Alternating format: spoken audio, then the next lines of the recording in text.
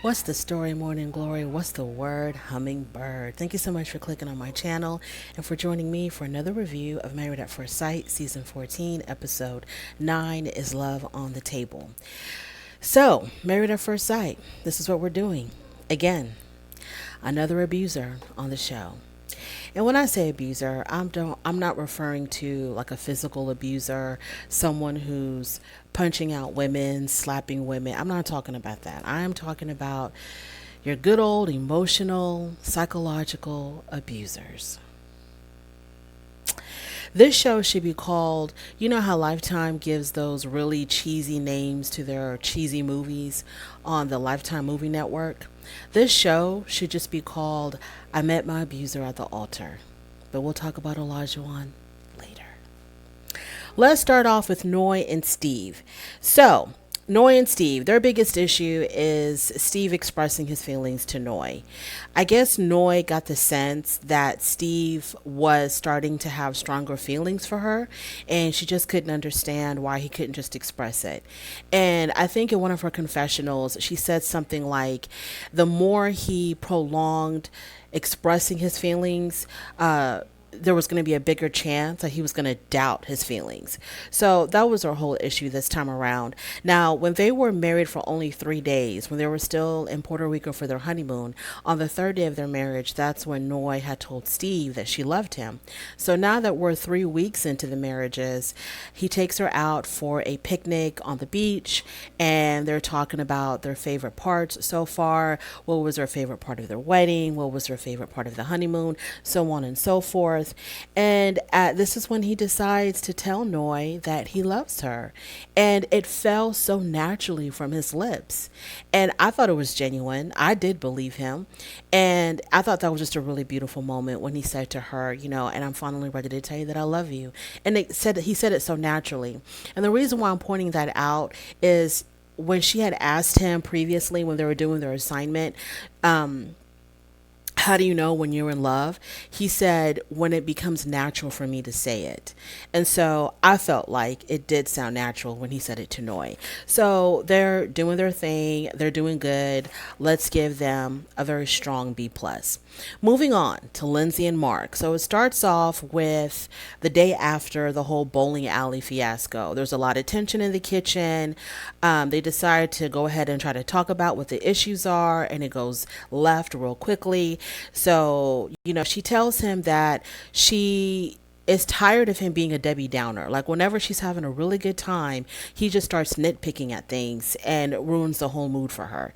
And I don't understand exactly what she's talking about, because at the bowling alley, she was the one that was kind of ruining it, because when Alyssa was giving her speech about her and Chris's divorce and saying whatever she was saying about her own marriage, and Lindsey was in the background rolling her eyes, and then Alyssa called her out on that, and then I don't know if Katina was anyway, whatever the issue was, Lindsey, she's the one that wants to start stuff.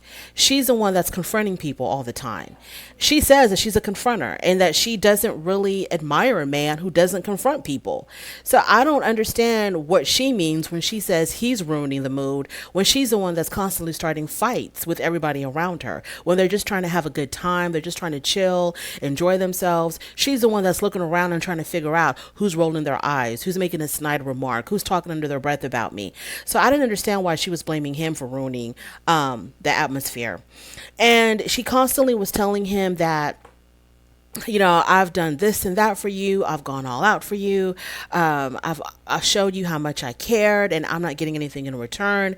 And the things that she's done for him, it wasn't like, he was begging her to do these things, or she volunteered. Like when it came to his old apartment situation, and he was trying to handle it his own way, but she just quickly jumped in and took over, and she was going to take care of everything.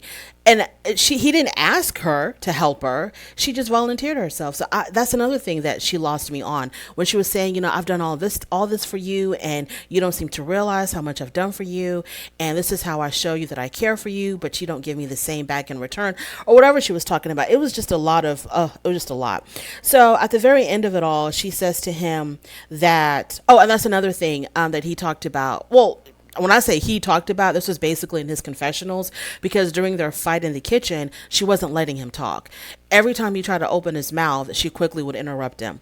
So at one point, he did say in his confessional that, she was very, when it came to, no, was that at the sushi place when he said, I think it was at the sushi place when he said it. But at some point, he talked about how, from day one, she was all lovey dovey. Oh my God, I love you. I'm so in love with you. She was really lovey dovey, touchy feely.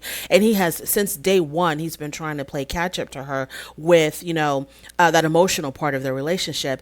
And he just doesn't feel what she's feeling yet. So that was another issue that he had with her. But at the end of that whole argument, the bottom line is her communication style, it needs to be worked on. He even said, you don't realize that the things that you're saying are affecting me. And she doesn't realize it, because during the argument, she was saying a lot of horrible things to him, and he was just sitting there taking it. But you could tell that inside it was affecting him in some way. But she didn't even have the wherewithal to realize it, because her mouth is going a million miles a minute, and she's not even stopping to realize how is this coming across to the person that I'm talking to? How are they taking in the things that I'm saying? And how do they feel about what I'm saying? Like, have a conversation, do a give and take kind of thing. But she just wants to railroad her way through an argument, not give the other person a chance to speak. And then she wonders why people react the way they do around her.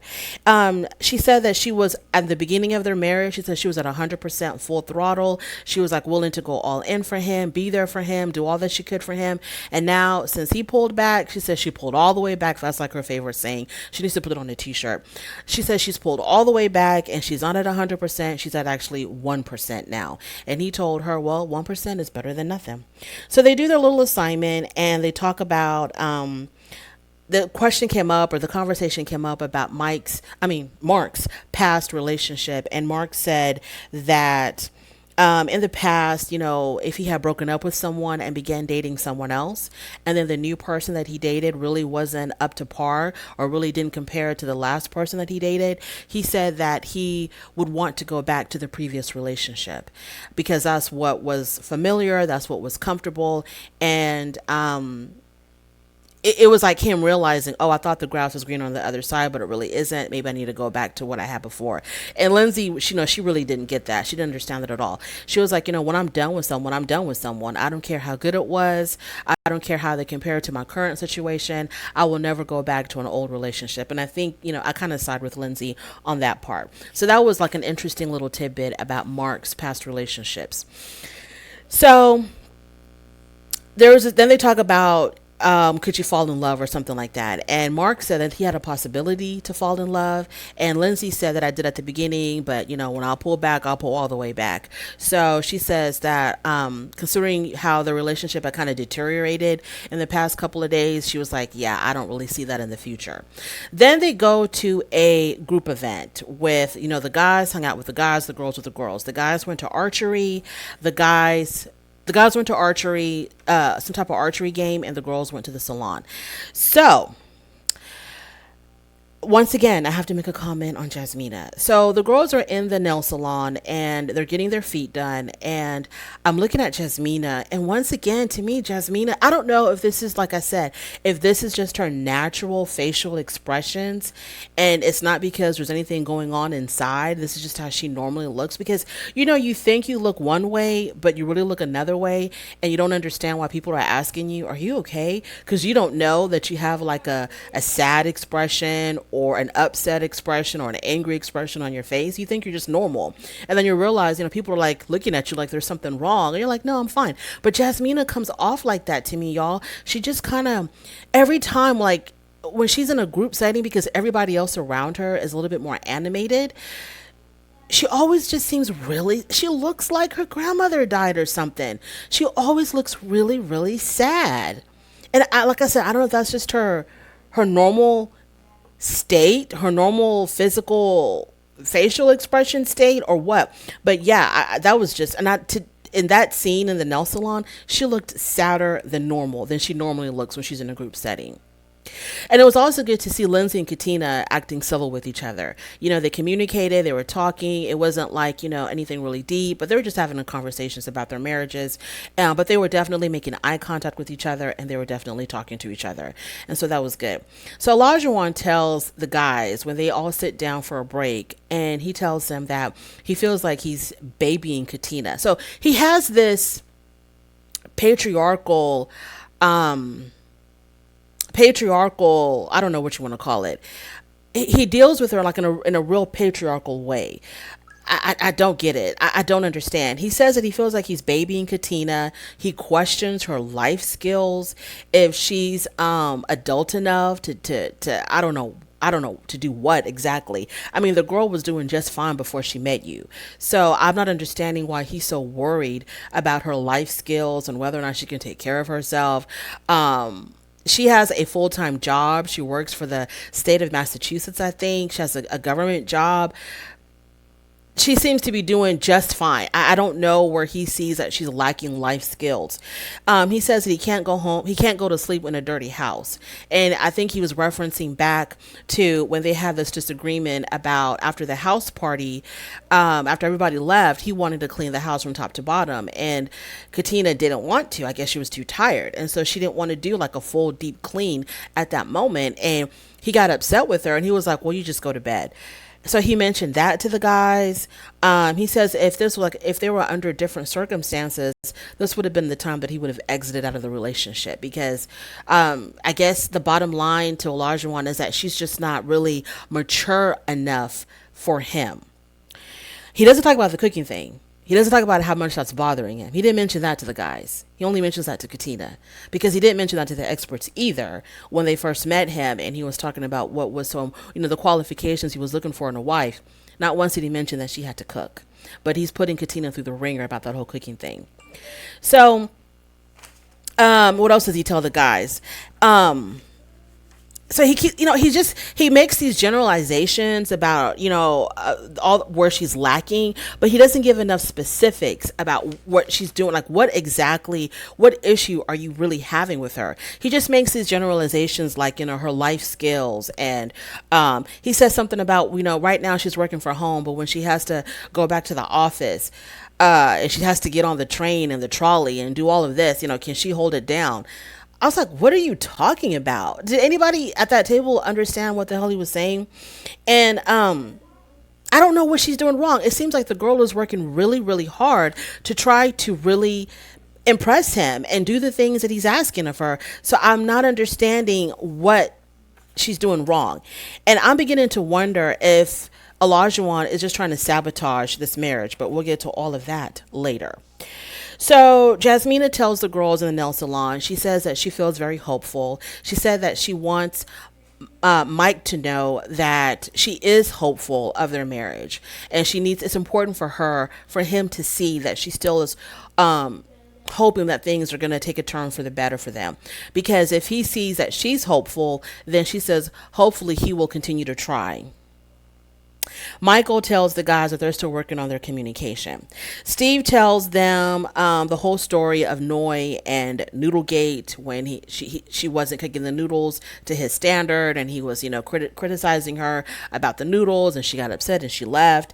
And he tells the guys that how upset that he was about it, and I don't know if he was getting emotional, or I don't know if his voice cracks when he's angry or something, but I thought he was going to cry. Noi tells the girls the whole thing about Noodlegate, and she says that when she came back to the apartment and he was telling her how upset he was about her leaving, about her not communicating, about her posting stuff on social media about their problems, she tells them, she tells the girls, I could tell from his voice, because he was getting so emotional, I could tell from his voice how much he loved me, how much love this man had for me. And at the time I was like, girl, what are you talking about? But she was right, because at the end of it all, on their 3-week anniversary, he told her that he loved her. So she definitely saw love in that crackling voice of his. And then when I was listening to all the guys, talk about the issues that they were having with their wives, Olajuwon to me seemed the most unhappy. Moving on to Jasmina and Michael. So Jasmina and Michael, they have a picnic. They have a picnic, and he's really putting in the effort, because I don't know if he's an animal person or not, but he's really making an effort to bond more with her dog because her dog is very important to her. He made her dog a collar. He brought treats for the dog. She thought that she had brought gifts for her, but all the gifts he brought were for the dog. And I was like, he could have thrown in something for her. But that was really nice that he's really putting in the effort. He was trying to teach the dog tricks. So he was really going, above and beyond with that. And they talked about their communication. And her whole thing is she doesn't want him to talk aggressively to her, to raise his voice to her. So while they're talking about their communication problems, she's pointing out that he's not communicating well because he asked her, how can you tell me on how I can communicate with you better? And I thought that her response was a little bit mean when she said to him, she says to him, you know how to have a basic conversation, don't you? So just have a basic conversation. Like everybody knows how to do that. And he's like, okay, that's not really helping. Because evidently I'm thinking that I'm having a regular conversation with you, but you're taking it a little bit differently. You start to get upset with how I'm communicating. So I'm coming to you, can you please kind of give me some advice on how I need to improve my communication skills with you? And as they're communicating, he wasn't raising his voice at all, which makes me question the previous times when she said that he got aggressive and his voice got loud. It makes me wonder if that really happened, because what she considers getting loud or getting aggressive, I just saw it as him getting emotional. Like he has emotions. He was reacting in a human kind of way because he was like, but you don't understand what I'm trying to say to you. That's not exactly, that's not really helping the situation. And he said it just like that. And she was like, why are you talking to me like that? Why, can you calm down? Can you relax? So basically she wants him to talk with no emotion. Either he has to be smiling and all giddy, or he has to talk with no emotion, no type of intonations in his voice, just flat line, like nothing. Like, how are you, Jasmina? How do I communicate with you, Jasmina? Can you give me some advice on how to communicate with you better? I think that's what she wants him to do, to talk. Either he's going to be happy or he's going to be just like a robot, because I didn't see him getting aggressive. I saw him getting a little bit frustrated. And that was only because he was reacting to her, her little, her snide remark about, well, don't you know how to have a basic conversation? Just talk normal. So their communication problems are bad. They are really, really, really bad. And the funny thing is that there's nothing wrong with Michael. There's nothing wrong with Jasmina. They just may not be good together. Sometimes, two people can bring out the worst in each other, and it's not because it's not because the other person is really that bad or anything like that. It's just that two good people can come together and bring out the worst in each other. And I'm wondering if that's the situation with them. So then it's the anniversary of his brother Vladimir's passing. They were having breakfast, and he happened to mention to her that it was the anniversary of his brother's death, and I think he said he was going to go visit the graveyard, and she said that they hadn't even talked very much since the picnic. And I think she also had mentioned this at the salon with the girls, that they don't really talk a lot in the house. It's just the basic, how are you? Good morning. How was work? And like, that's it. There's no deeper connection with them. So she has this, she decides to do this thing. I think it's part of her little assignment or whatever from the experts. She does this thing called Jasmina's Gym. And she has like 3 separate exercise stations, and each station is supposed to represent an area of their relationship that they need improvement on. So they have fun doing that. A lot of, hilarity ensues with them trying to work out and her trying to show him some exercise moves. And it's just funny because she doesn't really exercise, doesn't know what she's doing. So then after that, she decides to like have a very serious moment with him, and she wants to do an exercise of him opening up more to her. So she asked him about the passing of his brother. So as he's talking to her and telling her about the events that surrounded his brother's death, his brother's murder, at the time he was 6 years old, and it was really heartbreaking. And so as he's telling her about that, he ends up, he cries, obviously, of course. He starts to cry, and it's very emotional and it's really deep, and she gets emotional with him, and she gets closer to him, and she wipes the tears from his eyes, and it's just like a really, really touching moment for the two of them. And I want to be optimistic. But then, of course, at the end of the episode, we see her talking about how, she's telling the expert he doesn't really turn me on. So, yeah, we'll see how that goes. Moving on to Katina and Olajuwon. So, Katina and Olajuwon, it starts off with them. I think they were in the kitchen, and I think they were making breakfast or something because Elijah looked like he just woke up. So, but he works all kinds of crazy shifts. So who knows what time of day it was? Elijah, he looked like he woke up on 100. Like he looked really bothered about something, and evidently the night before they had a situation. So I don't know what happened. They were cleaning. Was it the night before? I guess that was the night where they had the housewarming party, and they had an argument about cleaning. Okay, she didn't feel like cleaning. He wanted to clean after everybody left, and she really didn't want to. And he got upset with her, and he was like, you know what, just go to bed, I'll do it. So she left, she went to bed, and so he had to clean. And so that really upset him because he felt like, my wife isn't being there for me because she just left me to clean the whole house by myself. Well, then don't tell her to go to bed. You got to compromise, Olajuwon. I mean, the house is going to get cleaned. The dirt ain't going nowhere. No one, the dirt inspector is not coming, to inspect the house and arrest everybody if it's not clean enough. It's okay if that can wait, but he says he can't sleep in a dirty house. So he asks her, what is the definition of a wife? And that question right there, I was like, okay, here we go.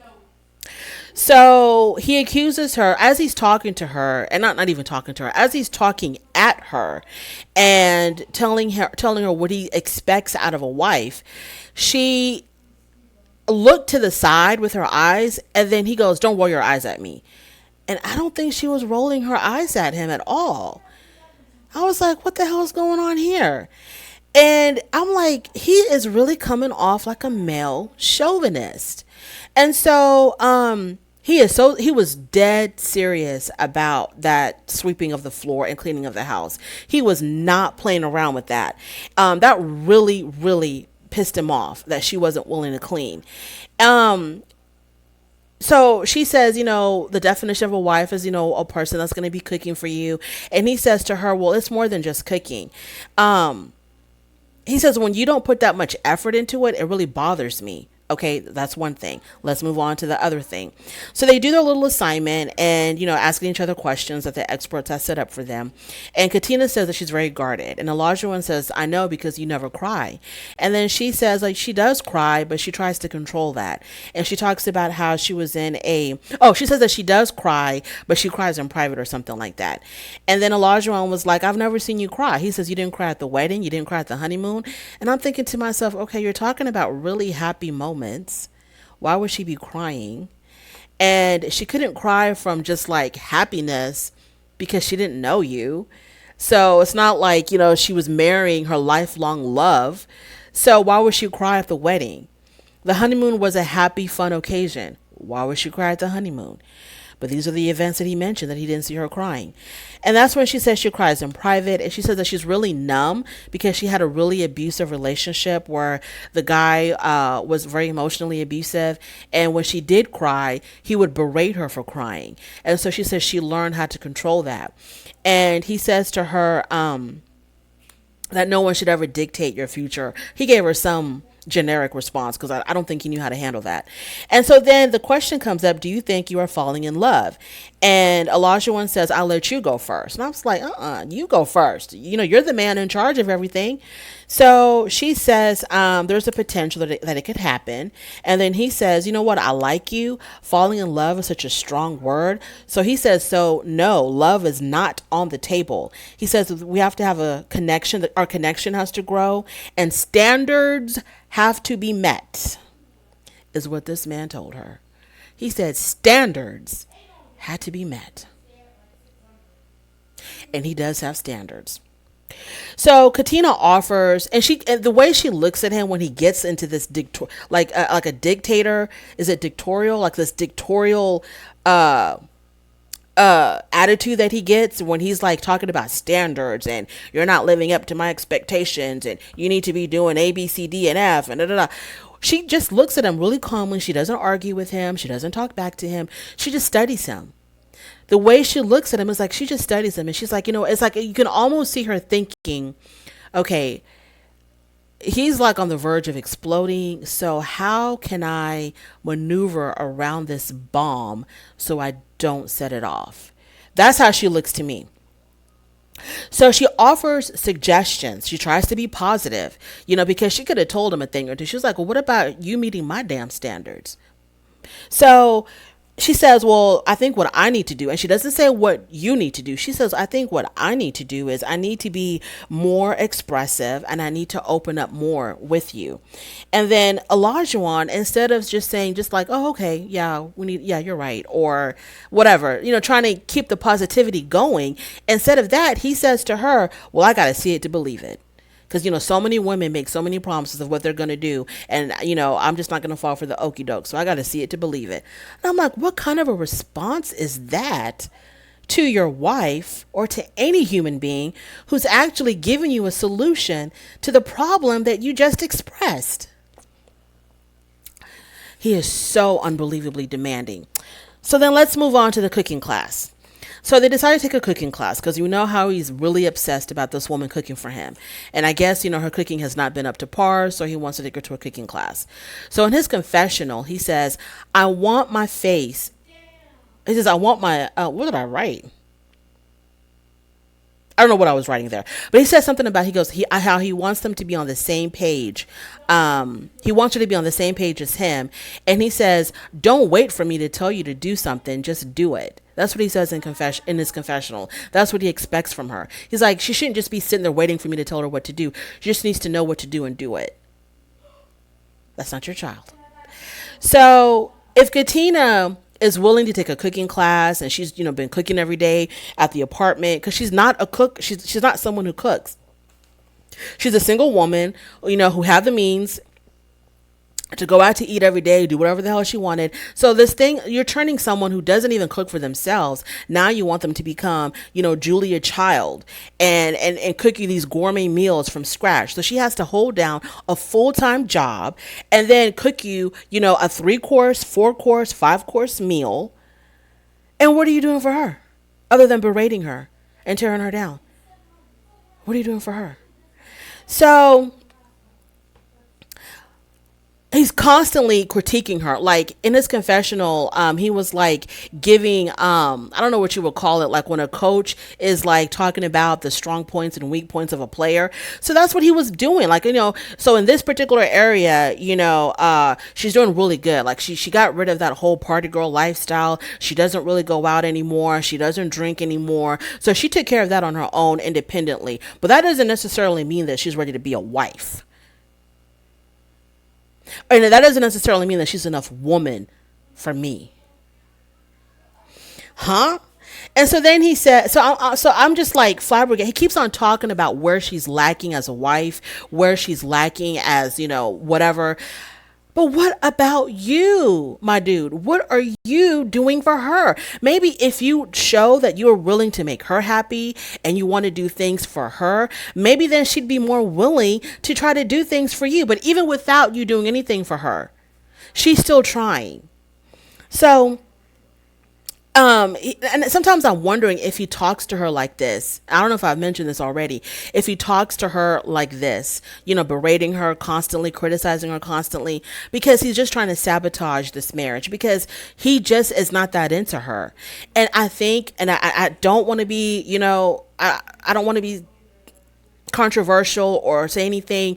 I think with all due respect, and I'm not trying to bring, I just don't think this guy is into black girls, because they gave him this beautiful black woman and he don't know what to do with it. And he ain't happy. And it's like, because she's trying in so many areas, she's trying to be what he expects her to be. Like, he can't find nothing really strong enough to criticize her on, so he critiques her on this dumb stuff. Like, can she hold it down when she has to go back to work and she doesn't cook enough? And not just okay, so first his issue was her cooking, so she started cooking. So then I think the issue became he wants her to cook stuff from scratch. So he doesn't want boxed things or canned things or frozen things. He wants her to do things from scratch.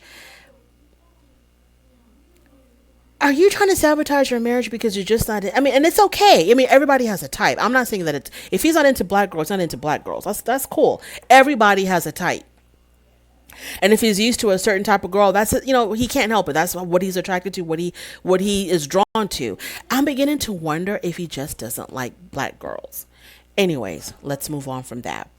So he treats her like she's on some kind of a 6-week job interview to qualify for being Olajuwon's wife. Because, I mean, he constantly is nitpicking at her, criticizing her, trying to give her advice, trying to coach her into like becoming whatever he wants her to become, which will never happen because she can never be a white woman. She's a black woman, and that's just who she is and what she is. He can't change that. So I think maybe if he realized that and he came to terms with that and he was honest about that, maybe then they could probably progress. I don't know.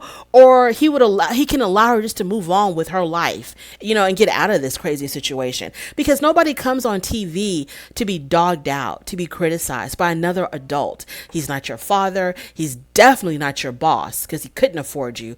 So maybe she just needs to exit stage left, because you don't sign up for a show like this to be berated. Yes, you're going to have tough times in your marriage, and maybe you won't make a decision to stay together on decision day, but no one signs up to be talked about and ridiculed and treated like a damn dog on national television. I mean, she's a human being. Like, what is wrong with you, Olajuwon? So Olajuwon says that, I bought my own home, I paid off my student loans, but you're not on that level yet. Because she's still, she doesn't have her own home and she hasn't paid off her student loans, if she has any. You're not on that level yet. So he needs some. So why didn't you ask for that? You didn't ask for that because it didn't come to your mind to ask for that, because that's not what you're really looking for. So then he talks about the housewarming. He says that she did not put in enough effort at the housewarming party.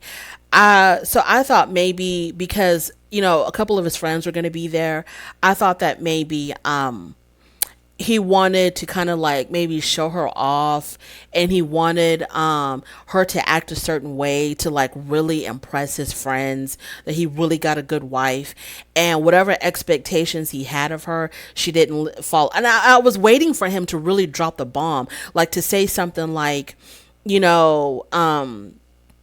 I didn't like how you interacted with my friends, or you weren't charming enough. You didn't talk to everybody enough. You were really antisocial, or you were really messy. You were dropping food everywhere and didn't pick it up. Or I was waiting for something like that. But all he had to say about the housewarming, he said that he didn't like how she ordered the food, but she didn't go pick it up. Instead, she had her friends pick it up. So what was wrong with that? They were on their way to the house anyway. It wasn't a big deal to them. It wasn't a big deal to her. The food still got there. So what's the problem, Olajuwon? Or was he upset because he brought the food? I got confused about that. So he was like, you've been home. You were home all day long, because I think she works from home. You were home all day long. And I guess, I don't know what he wanted her to run around the city doing things for the housewarming party. And when she tried to defend herself, he wouldn't even let her talk. He would constantly interrupt her and overtalk her. So yeah, the friends brought something. I forgot. He was upset because she told her friends to go pick something up that she ordered. He didn't like that. And then he referred to it as my housewarming. He says, you didn't put enough effort into my housewarming. And he said that she could have done more. He questioned her on her part. Okay, so yeah, we talked about that. So then in his confessional, he says, this is what really got me, y'all. In his confessional, he says, if you don't want to cook, then this is what he actually said. He says, if you don't want to cook, then what are you going to do? You going to clean? That's what he actually said. But I think what he started to say, but he stopped himself. If you don't want to cook, then what are you good for? That's what he was about to say. Because he goes, well, if you don't want to cook, then what are you? What are you going to do? Clean? He wanted to say, if you're not going to cook, then what are you good for? So he just wants, I'm not even going to say barefoot and pregnant because they're not doing the things that could get her pregnant. So I don't know if he just wanted a maid. I don't know if he's like, well, if I don't have any attraction for her, she might as well cook for me. She might as well give me, good food because she ain't good for nothing else. I don't want to sleep with her. I don't want to connect with her. So I might as well get some good meals out of this. I don't know what the hell is going on with Olajuwon. This guy is bizarre. And it's like every season, Married at First Sight keeps on giving us people. Like when we feel like, okay, it cannot get any worse than this, it gets worse. And the reason why Olajuwon might be worse than Chris from the Chris and Paige season is because at least, Chris said some really horrible, disgusting things about Paige. Olajuwon has said some really horrible, disgusting things about Katina. The difference is obviously, he's not attacking her race, he's not attacking her looks, but he is attacking her as a woman and he's attacking her as a human being. So at least with Chris, he didn't live with Paige, so he wasn't constantly there berating her. Olajuwon lives with Katina, so she probably has to deal with stuff from him every single day. So he then says that he wants to see, and he's talking to her face to face. He says to her, I want to see where you're at as a woman and as an adult. What in the world do you think she was doing before she met you? How was she getting through life if she didn't know how to take care of herself? He wants to know that, he says he wants to know if she's a fast learner and he needs to keep her grounded. Like he's talking like he's a father talking about his 10-year-old kid. So she starts to cry and she says she needs a break. So she completely breaks down and she starts to cry. And in her confessional, she's crying.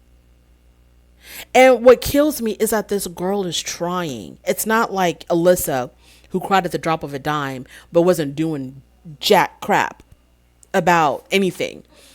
She just cried just for attention. This girl is crying because she's actually really broken, because this guy is talking to her so crazy and she's not arguing back. She's not cussing him out. She's not throwing things across the room. She could have shoved that plate of coconut shrimp in his face, but she's not doing any of that.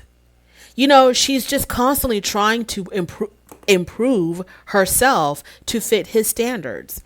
And he still berates her. And this is absolutely breaking her down. And it's like he's picking on her, like he's bullying this woman, because to me, the true definition of a bully is someone, that's why I don't get it when adults say that they're being bullied.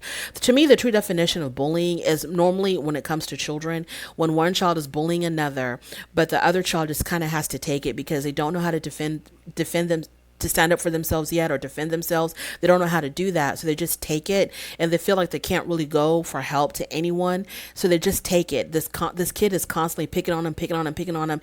There's excuse me, and there's no way out for that, for the victim, because you still have to go to school. You still got to be around this person. You have no way out. You have no way to escape. You're constantly being berated by this one kid.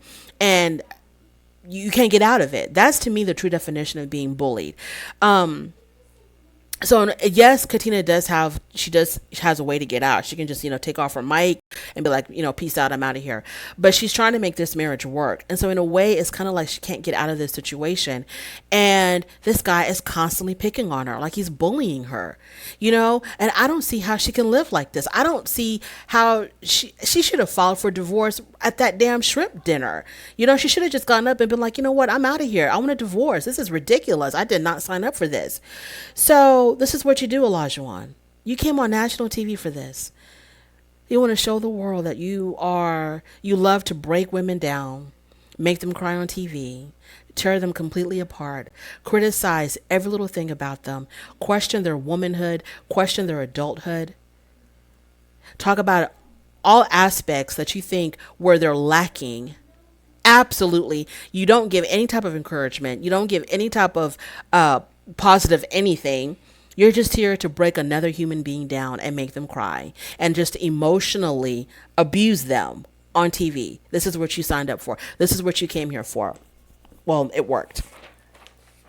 They should call this show "I Met My Abuser at the Altar," because this is just insane. All of these marriages are in absolute crisis. There might be some hope for Noy and Steve, but Steve is unemployed. Steve doesn't work. So all of these marriages are in absolute crisis. I might see Steve and Noy saying yes on decision day only if he gets a job or brings him some substantial income. I don't really see it for Lindsey and Mark. I think Lindsey is just out of control. She's just way too much for Mark. And I don't think she knows how to argue well. Married couples are going to argue constantly, whatever. They're going to argue. You need to learn how to argue effectively, how to disagree effectively, because we're disagreeing, but we need to come to a solution. So let's work towards coming to some type of a solution, not arguing just to argue and just to berate each other and put each other down. I don't know if Lindsey knows how to do that. Katina and Mike, I don't think there's a connection there. I don't think there's any chemistry there. I don't think there's an attraction there. He may be attracted to her simply because she's a pretty girl. I don't think it's anything deeper than that. She doesn't seem like she's attracted to him because, her water faucet's dry. As she lets us know in the next episode. And obviously with Katina and Elijah Wan, it's a no-go. It is a no-go. Unless he has a complete lobotomy or a personality transplant, it's a no-go for Katina and Elijah Wan. If you made it this far, I really do appreciate you. Thank you so much. Please don't forget to like, comment, and subscribe. I know that my videos from Married at First Sight are really super duper long, but I have a lot to say. So don't forget to like, comment, and subscribe, and I will definitely talk to you later. Bye.